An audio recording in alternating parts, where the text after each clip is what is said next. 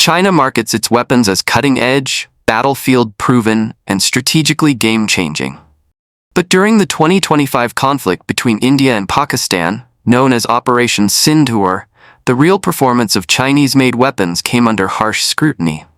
From the HQ-9 air defense system to P-15 anti-ship missiles, many failed to perform under live combat conditions. This has ignited serious concerns among global buyers. Are Chinese weapons truly reliable in modern warfare?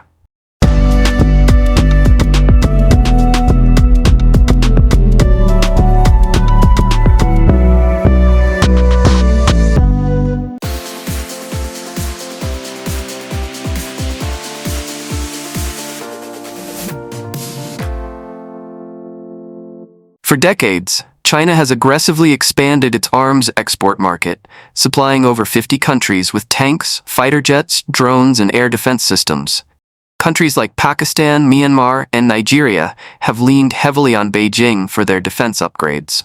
But this strategy isn't purely military, it's geopolitical.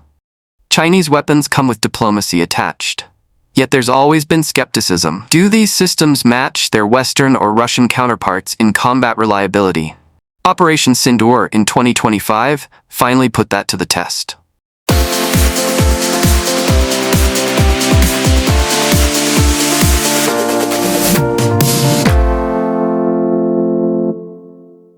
The HQ-9, China's pride in long-range air defense, was deployed by Pakistan to protect key military infrastructure and cities during Operation Sindhoor. But what followed shocked military observers worldwide. Multiple Indian cruise missiles and long-range drones successfully penetrated airspace guarded by HQ-9 systems. Not a single confirmed intercept. Worse, the system failed to track some targets altogether. Experts believe the HQ-9's radar signatures were insufficient against low RCS drones and terrain-hugging cruise missiles.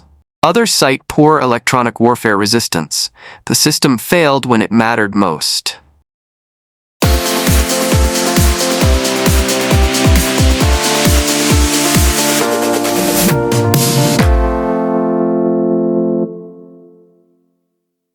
Beyond the HQ-9, the JF-17 Thunder, Pakistan's frontline fighter co-developed with China, struggled to engage in contested airspace. Despite upgraded avionics in Block 3 variants, they were outperformed in electronic warfare and beyond visual range engagements. Loong drones, hyped as China's answer to the MQ-9 Reaper, were quickly neutralized. Their data links were jammed, and control was lost mid-mission. In multiple instances, these drones either crashed or were shot down by Indian air defense. On the ground, the VT-4 tanks, touted as next-gen MBTs, struggled with rough terrain and heat management. Mechanized advances stalled, and logistics became a nightmare. Even at sea, Chinese systems failed to live up to expectations. The P-15 anti-ship missile, supplied to Pakistan's naval forces, failed to strike any Indian vessels. In some cases, these missiles failed mid-flight or were intercepted.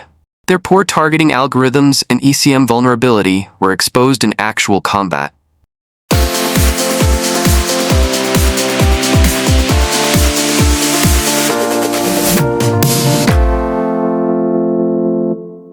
The world was watching, from African nations using Loong drones to Southeast Asian buyers of Chinese frigates and missile systems. Military planners took notice.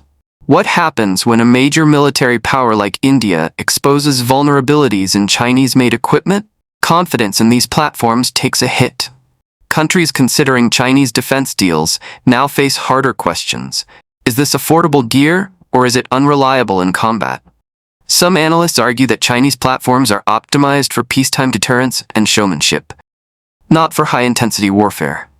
Others point to quality control, software reliability, and the overpromise of indigenous tech.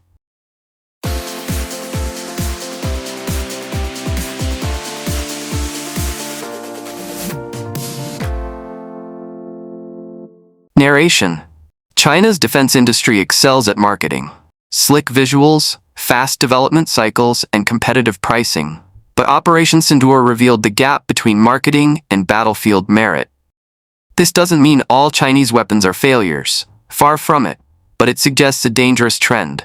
Systems that work on paper and in parades may not survive real-world conditions without significant investment in software, training, and integration. Wars don't test theories, they test systems, and in this case, many Chinese systems did not pass.